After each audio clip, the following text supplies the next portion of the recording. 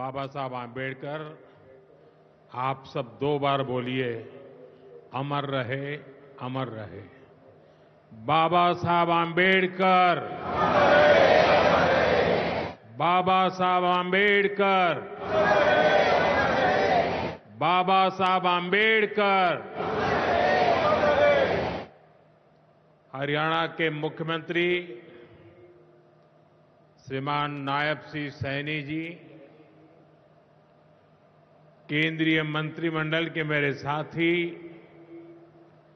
श्रीमान मुरलीधर मोहोल जी, हरियाणा सरकार के सभी मंत्रीगण, सांसद और विधायकगण और मेरे प्यारे भाई और बहनों, मारे हरियाणा के धाकड़ लोगों ने राम राम।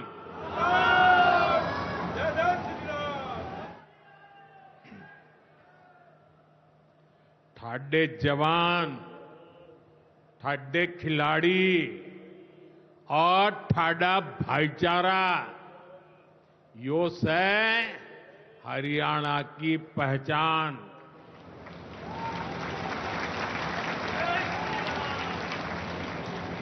लावणी के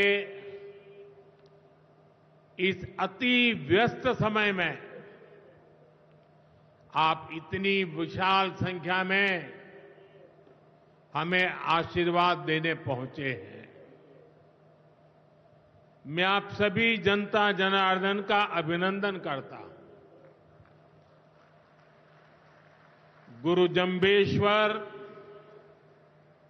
महाराजा अग्रसेन और अग्रोहा धाम को भी श्रद्धापूर्वक नमन करता हूं। साथियों, हरियाणा से, हिसार से मेरी कितनी ही यादें जुड़ी हुई है। जब भारतीय जनता पार्टी ने मुझे हरियाणा की जिम्मेदारी दी थी, तो यहां अनेक साथियों के साथ मैंने लंबे समय तक मिलकर काम किया था। इन सभी साथियों के परिश्रम ने भारतीय जनता पार्टी की हरियाणा में नींव को मजबूत किया है। और आज मुझे ये देखकर गर्व होता है कि भाजपा विकसित हरियाणा, विकसित भारत के लक्ष्य को लेकर पूरी गंभीरता से काम कर रहा है। साथियों, आज का दिन हम सभी के लिए, पूरे देश के लिए और खास करके दलित, पीड़ित, वंचित, शोषित, उन सब के लिए बहुत महत्वपूर्ण दिवस है। उनके जीवन में तो दूसरी दिवाली होती है। आज संविधान निर्माता बाबा साहब आंबेडकर की जयंती है। उनका जीवन, उनका संघर्ष, उनका जीवन संदेश हमारी सरकार की 11 साल की यात्रा का प्रेरणा स्तंभ बना है। हर दिन, हर फैसला, हर नीति बाबा साहब आंबेडकर को समर्पित है। वंचित, पीड़ित, शोषित, गरीब, आदिवासी, महिलाएं,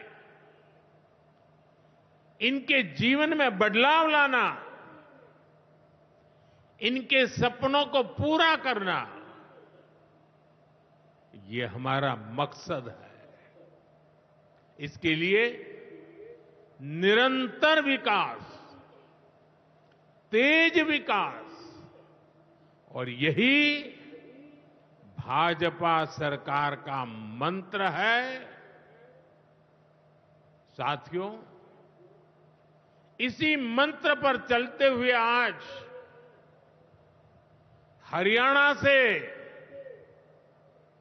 अयोध्या धाम के लिए फ्लाइट शुरू हुई है।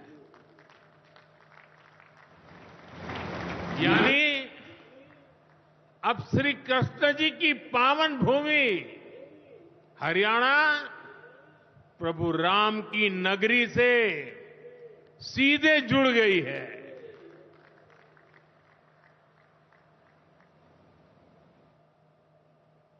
अग्रसेन हवाई अड्डे से वाल्मीकि हवाई अड्डे आज सीधी उड़ान भरी जा रही है।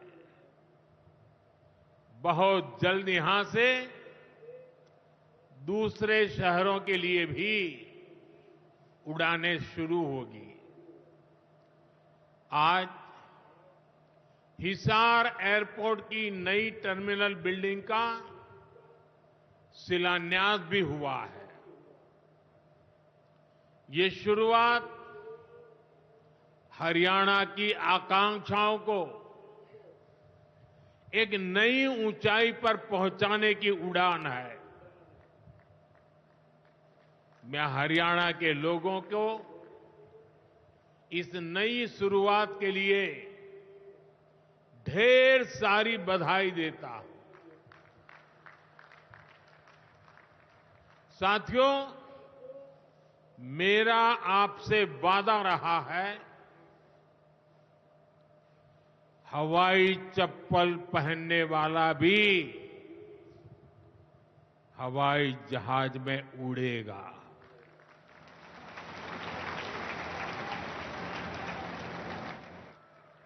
और ये वायदा हम देश में चारों तरफ पूरा होता देख रहे हैं। बीते 10 सालों में करोड़ों भारतीयों ने जीवन में पहली बार हवाई सफर की है। हमने वहां भी नए एयरपोर्ट बनाए, जहां कभी अच्छे रेलवे स्टेशन तक नहीं थे। 2014 से पहले देश में 74 एयरपोर्ट थे। सोचिए, 70 साल में 74। आज देश में एयरपोर्ट की संख्या 150 के पार हो गई है।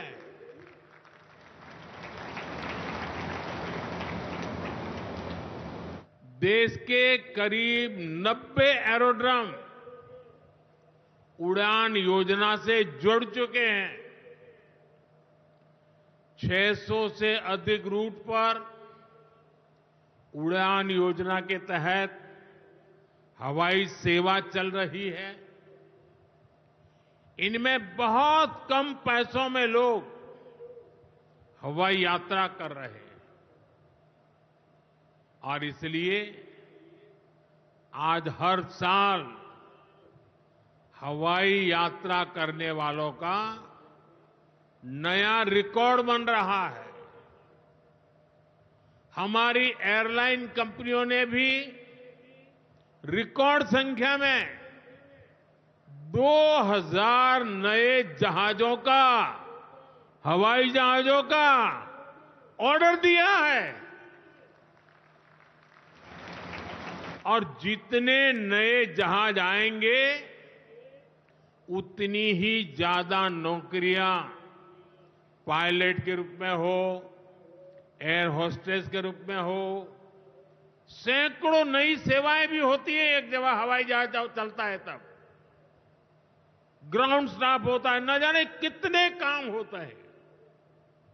ऐसी अनेक सेवाओं के लिए नौजवानों को रोजगार के अवसर मिलेंगे।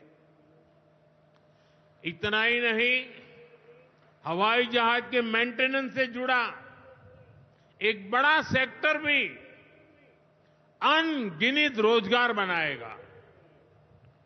हिसार का ये एयरपोर्ट भी हरियाणा के नौजवानों के सपनों को नई ऊंचाई देगा। साथियों, हमारी सरकार एक तरफ कनेक्टिविटी पर बल दे रही है, दूसरी तरफ गरीब कल्याण और सामाजिक न्याय भी सुनिश्चित कर रही है।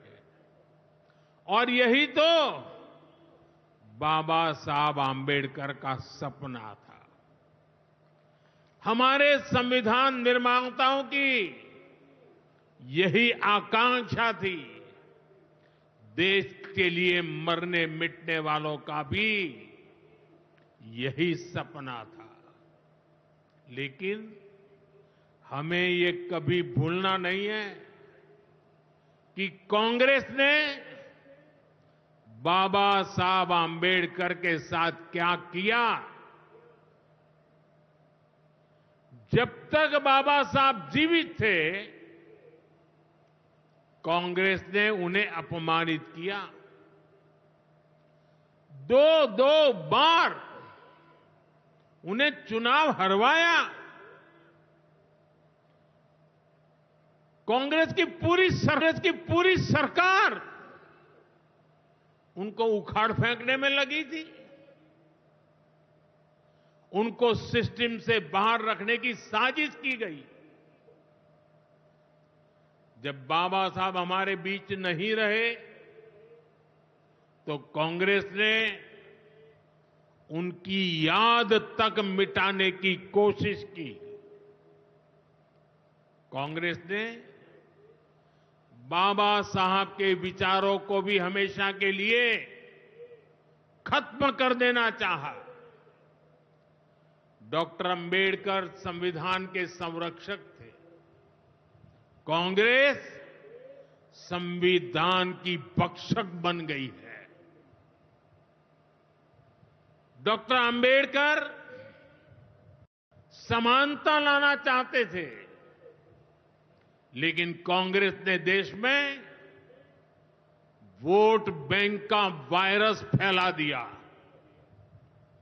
साथियों, बाबा साहब चाहते थे कि हर गरीब, हर वंचित गरिमा से जी सके, सर ऊंचा करके जिए, वो भी सपने देखें, अपने सपने पूरे कर सके। लेकिन कांग्रेस ने एससी, एसटी, ओबीसी को सेकंड क्लास सिटीजन बना दिया। कांग्रेस के लंबे शासनकाल में कांग्रेस के नेताओं के घर में स्विमिंग पूल तक पानी पहुंच गया, लेकिन गांव में नल से जल नहीं पहुंचा। आजादी के 70 साल बाद भी गांवों में सिर्फ 16% घरों में नल से जल आता था। सोचिए, 100 घर में से 16 घर में। इससे सबसे ज्यादा प्रभावित कौन थे? इससे एससी, एसटी, ओबीसी सबसे ज्यादा प्रभावित थे। अरे उनकी इतनी ही चिंता थी आज जो गली गली में जाके भाषण झाड़ रहे हैं, अरे कम से कम मेरे एससी, एसटी, ओबीसी भाइयों के घर तक अरे पानी तो पहुंचा देते। हमारी सरकार ने 6-7 साल में 12 करोड़ से ज्यादा ग्रामीण घरों में नल कनेक्शन दिए हैं। आज गांव के 80% घरों में, यानी पहले 100 में से 16, आज 100 में से 80 घरों में नल से जल आता है। और बाबा साहब का आशीर्वाद है, हम हर घर तक नल से जल पहुंचाएंगे। शौचालय के अभाव में भी सबसे बुरी स्थिति एससी, एसटी, ओबीसी समाज की ही थी। हमारी सरकार ने 11 करोड़ से ज्यादा शौचालय बनवाकर वंचितों को गरिमा का जीवन दिया है। साथियों, कांग्रेस के जमाने में एससी, एसटी, ओबीसी के लिए बैंक का दरवाजा तक नहीं खुलता था। बीमा, लोन, मदद, ये सारी बातें सब सपना था। लेकिन अब जनधन खातों के सबसे बड़े लाभार्थी मेरे एससी, एसटी, ओबीसी के भाई बहन हैं। हमारे एससी, एसटी, ओबीसी भाई बहन आज गर्व से जेब में से रुपए कार्ड निकाल करके दिखाते हैं। जो अमीरों के जेब में कभी रुपए कार्ड हुआ करते थे, वो रुपए कार्ड आज मेरा गरीब दिखा रहा है। साथियों, कांग्रेस ने हमारे पवित्र संविधान को सत्ता हासिल करने का एक हथियार बना दिया। जब जब कांग्रेस को सत्ता का संकट दिखा, उन्होंने संविधान को कुचल दिया। कांग्रेस ने आपातकाल में संविधान की स्पिरिट को कुचला, ताकि जैसे तैसे सत्ता बनी रहे। संविधान की भावना है कि सबके लिए एक जैसी नागरिक संहिता हो, जिसे मैं कहता हूं सेक्युलर सिविल कोड। लेकिन कांग्रेस ने इसे कभी लागू नहीं किया। उत्तराखंड में भाजपा सरकार आने के बाद सेक्युलर सिविल कोड, समान नागरिकता संहिता, ये लागू हुई। डंकी की चोट पर लागू हुई।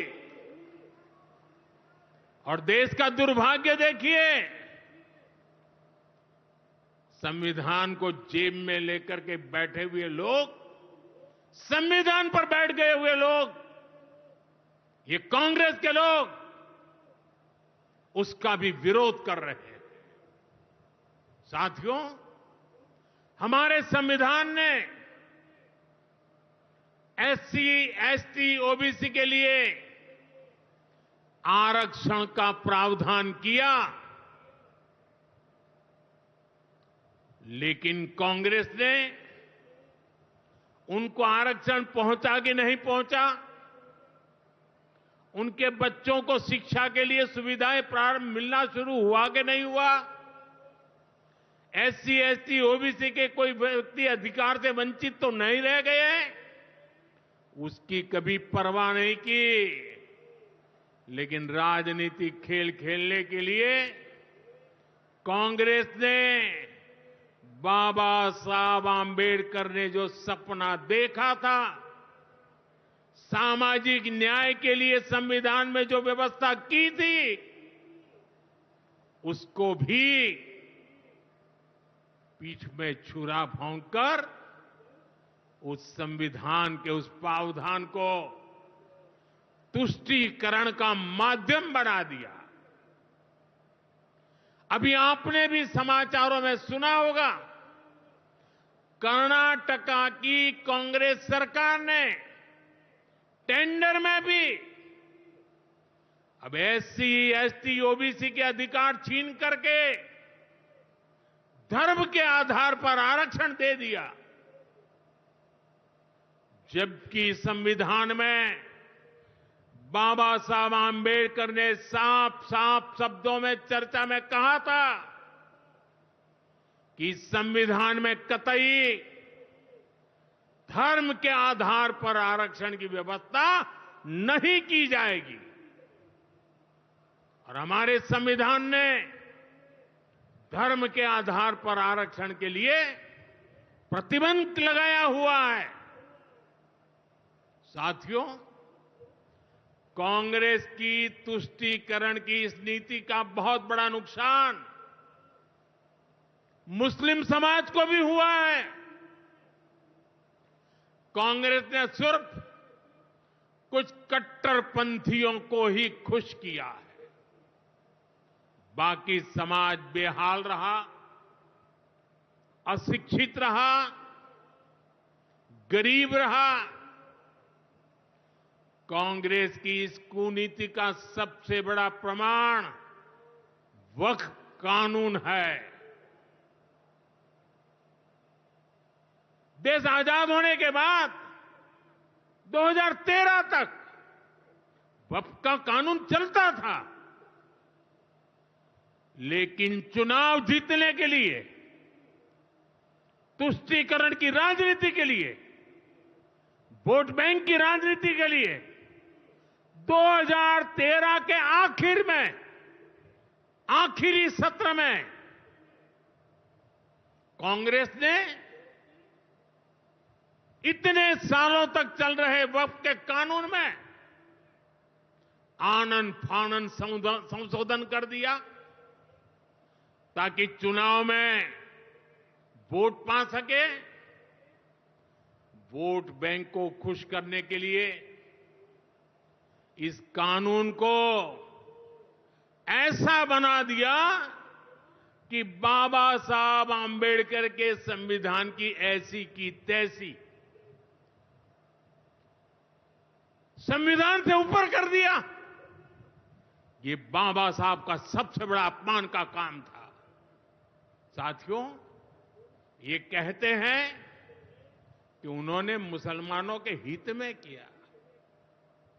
मैं जरा ऐसे सभियों से पूछना चाहता हूं, वोट बैंक के भूखे इन राजनेताओं से कहना चाहता हूं, अगर सच्चे अर्थ से आपके दिल में मुसलमानों के लिए थोड़ी भी हमदर्दी है तो कांग्रेस पार्टी अपने पार्टी के अध्यक्ष मुसलमान को बनाए। क्यों नहीं बनाते भाई? संसद में टिकट देते हैं, 50% मुसलमानों को दो। जीत करके आएंगे तो अपनी बात बताएंगे, लेकिन ये नहीं करना है। कांग्रेस में तो कुछ नहीं देना है। देश के नागरिकों के अधिकारों को छीनना और देना, इनकी नीयत किसी का भी भला करने की कभी नहीं रही, मुसलमानों का भला करने की भी नहीं रही। यही कांग्रेस की अच्छी सच्चाई है। साथियों, वक्फ के नाम पर लाखों हेक्टेयर जमीन पूरे देश में है। इस जमीन, इस प्रॉपर्टी से गरीब का, बेसहारा महिलाओं बच्चों का भला होना चाहिए था। और आज ईमानदारी से उसका उपयोग हुआ होता तो मेरे मुसलमान नौजवानों को साइकिल के पंक्चर बना करके जिंदगी नहीं गुजारनी पड़ती। लेकिन इससे मुट्ठी भर भू माफिया का कोई भला हुआ। पसमानदा मुस्लिम इस समाज को कोई फायदा नहीं हुआ। और ये भूमाफिया किसकी जमीन लूट रहे थे? ये दलित की जमीन लूट रहे थे, पिछड़ों की जमीन लूट रहे थे, आदिवासी की जमीन लूट रहे थे, विधवा महिलाओं की संपत्ति लूट रहे थे। सैकड़ों विधवा मुस्लिम महिलाओं ने भारत सरकार को चिट्ठी लिखी, तब जाके कानून की चर्चा आई है। वक्फ कानून में बदलाव के बाद अब ये गरीबों से जो लूटा जा रहा है वो बंद होने वाला है।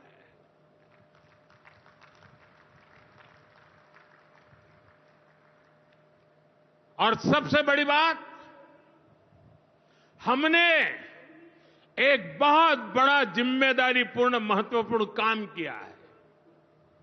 हमने इस वक्फ कानून में एक और प्रावधान किया है। अब नए कानून के तहत, वक्फ के कानून के तहत किसी भी आदिवासी की जमीन को हिंदुस्तान के किसी भी कोने में आदिवासी की जमीन को, उसके घर को, उसकी संपत्ति को ये वक्फ बोर्ड हाथ भी नहीं लगा पाएगा। ये आदिवासी के हितों की रक्षा करने का, संविधान की मर्यादाओं का पालन करने का हमने बहुत बड़ा काम किया है। नए प्रावधानों से वक्फ की भी पवित्र भावना का सम्मान होगा। मुस्लिम समाज के गरीब और पसमानदा परिवारों, मुस्लिम महिलाओं, खास करके मुस्लिम विधवाओं को, मुस्लिम बच्चों को उनका हक भी मिलेगा और भविष्य में उनका हक सुरक्षित रहेगा। और यही तो बाबा साहब आंबेडकर ने संविधान के स्पिरिट में हमें काम दिया हुआ है। यही असल स्पिरिट है, यही असली सामाजिक न्याय है। साथियों, हमारी सरकार ने 2014 के बाद बाबा साहब आंबेडकर की प्रेरणा को आने वाली पीढ़ियों तक पहुंचाने के लिए अनेक महत्वपूर्ण कदम उठाए। बाबा साहब देश और दुनिया में जहां जहां रहे, वे सभी स्थान उपेक्षित थे। जो संविधान के नाम पर अपनी राजनीतिक रोटी सेकने के लिए निकले हैं, उन्होंने बाबा साहब से जुड़े हुए हर स्थान का अपमान किया, इसे इतिहास से मिटाने का प्रयास किया। स्थिति ये थी कि मुंबई के इंदु मिल में बाबा साहब आंबेडकर का स्मारक बनाने के लिए भी देश भर में लोगों को आंदोलन करने पड़े। हमारी सरकार ने आते ही इंदु मिल के साथ साथ बाबा साहब आंबेडकर की महू की जन्मभूमि हो, बाबा साहब आंबेडकर जी की लंदन की शिक्षा भूमि हो, दिल्ली में उनकी महापरिनिर्वाण स्थली हो, या फिर नागपुर की दीक्षा भूमि हो, हमने सभी का विकास किया, इनको पंच तीर्थ के रूप में विकसित किया है। मेरा सौभाग्य है कि कुछ दिन पहले ही मुझे दीक्षा भूमि में जाकर, नागपुर जाकर बाबा साहब को नमन करने का अवसर मिला। साथियों, कांग्रेस के लोग सामाजिक न्याय की बड़ी बड़ी बातें करते हैं,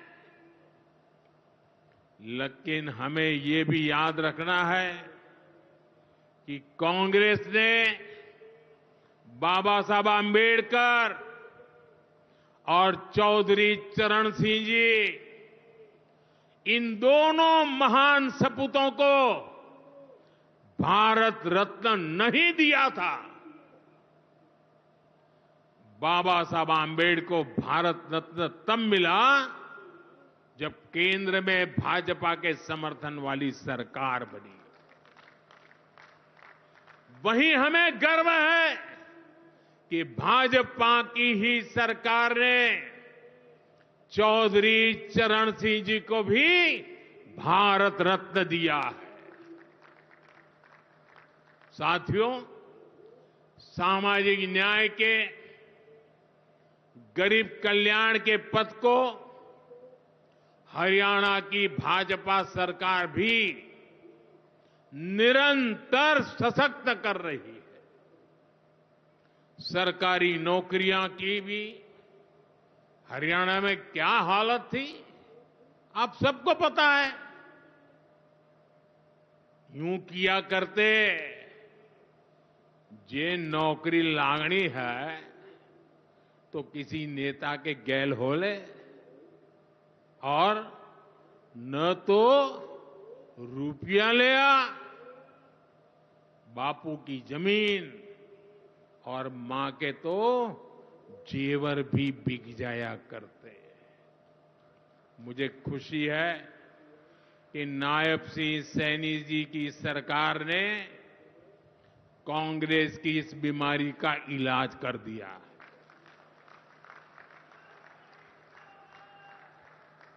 बिना खर्ची, बिना पर्ची के नौकरियां देने का जो ट्रैक रिकॉर्ड हरियाणा का है, वो अद्भुत है। और मुझे गर्व है कि मुझे ऐसे साथी मिले हैं, ऐसी साथी सरकार मिली है। यहां के 25,000 नौजवानों को सरकारी नौकरी ना मिले, इसके लिए कांग्रेस ने एड़ी चोटी का जोर लगा दिया था। लेकिन इधर मुख्यमंत्री नायब सैनी जी ने शपथ ली, उधर हजारों युवाओं को नियुक्ति पत्र जारी कर दिए गए। ये है भाजपा का, सरकार का सुशासन। और अच्छा ये है कि नायब सिंह सैनी जी की सरकार आने वाले वर्षों में हजारों नई नौकरियों का रोड मैप बना करके चल रही है। साथियों, हरियाणा वो प्रदेश है जहां बहुत बड़ी संख्या में युवा सेना में जाकर देश की सेवा करते हैं। कांग्रेस ने तो वन रैंक वन पेंशन को लेकर भी दशकों तक धोखा ही दिया। ये हमारी सरकार है जिसने वन रैंक वन पेंशन योजना लागू की। अब तक हरियाणा के पूर्व फौजियों को भी ओआरओपी के वन रैंक वन पेंशन के 13,500 करोड़ रुपए 13,500 करोड़ रुपए दिए जा चुके हैं। आपको याद होगा, इसी योजना पर झूठ बोलते हुए कांग्रेस सरकार ने पूरे देश के फौजियों के लिए सिर्फ 500 करोड़ रुपए का प्रावधान किया था। अब आप सोचिए, अकेले हरियाणा में 13,500 करोड़, और कहां 500 करोड़, कैसी आंख में धूल डालने की प्रवृत्ति थी। कांग्रेस किसी की सगी नहीं है, वो सिर्फ सत्ता की सगी है। वो न दलितों की सगी है, न पिछड़ों की सगी है, न मेरे देश की माता बहन बेटियों की सगी है, और न ही वो मेरे फौजियों की सगी है। साथियों, मुझे पूरा विश्वास है कि हरियाणा विकसित भारत के संकल्प को मजबूती देगा। खेल हो या फिर खेत, हरियाणा की मिट्टी की खुशबू दुनिया भर में महक बिखेरती रहेगी। मुझे हरियाणा के अपने बेटे बेटियों पर बहुत भरोसा है। ये नया एयरपोर्ट, ये नई उड़ान हरियाणा के सपनों को पूरा करने की प्रेरणा बने, और इतनी विशाल संख्या में आप आशीर्वाद देने आए, ये मेरा सौभाग्य है। मैं आपको सर झुका करके नमन करता हूं, और अनेक सफलताओं के लिए अनेक अनेक शुभकामनाएं देता हूं, बहुत बहुत बधाई देता हूं। मेरे साथ बोलिए, भारत माता की, भारत माता की, भारत माता की। बहुत बहुत धन्यवाद। आइए हम सब अपने अपने स्थान पर खड़े होकर हृदय से आभार व्यक्त करें माननीय प्रधानमंत्री श्री नरेंद्र मोदी जी का।